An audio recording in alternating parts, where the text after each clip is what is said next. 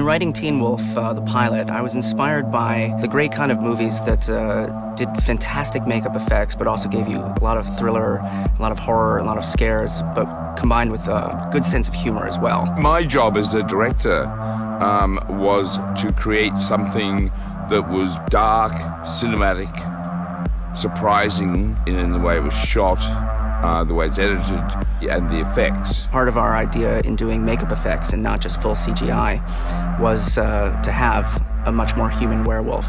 The process for transformation for Scott McCall is pretty extensive. We use latex prosthetics. We have 3 different hair pieces that we attach to his face.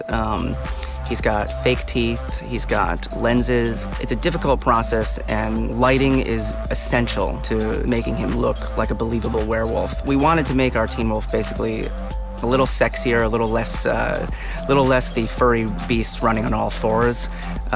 We always say that the other shows have werewolves you can pet. We have one you can kiss.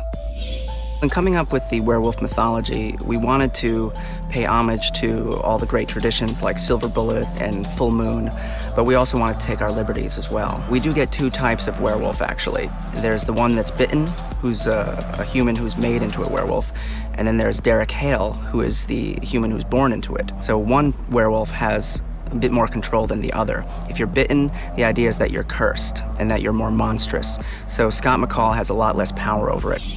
The relationship between Scott and Allison is very much a Romeo and Juliet story. At the end of the pilot, we find out just who Allison Argent really is, and the fact that she's the daughter of a hunter whose job it is to hunt down Scott McCall, actually. It's kind of also a relationship that carries a dark secret underneath.